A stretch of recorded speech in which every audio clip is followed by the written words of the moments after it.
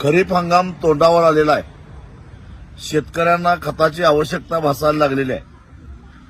Urea, super phosphate, डीएपीचे तुटवडा जाणवायला लागलेला आहे. आणि जी खतं सबसिडाईज आहेत, सबसिडीवर मिळतात, त्या खताबरोबर दुसरं न खपणारं खत, मग ते नॅनो युरिया असेल किंवा सूक्ष्म अन्नद्रव्य असतील किंवा बाकी कुठलीही खतं असतील, ती घेतल्याशिवाय युरिया मिळणार नाही, सुपर फॉस्फेट मिळणार नाही, डीएपी, पोटॅश मिळणार नाही. अशा प्रकारची सक्ती हे जे खत कंपन्यांचे स्टॉकिस्ट आहेत ते करायला लागलेले आहेत.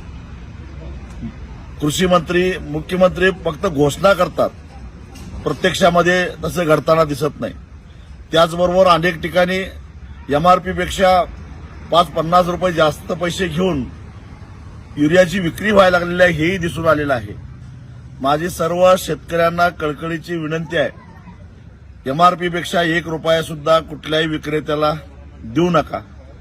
लिंकिंगची जर का सक्ती करण्याचा प्रयत्न केला, स्टॉक असून सुद्धा जर का खतं देण्यास नकार दिला, तर त्या विक्रेत्यांची नावं स्वाभिमानी शेतकरी संघटनेला कळवावीत. वेळ प्रसंगी कायदा हातात घेऊन दुकान फोडून आम्ही शेतकऱ्यांना खतं वाटप केल्याशिवाय सोडणार नाही. पण एमआरपीपेक्षा 1 रुपया आमच्याकडून द्यायला मिळणार नाही आणि लिंकिंग अजिबात सहन करणार नाही.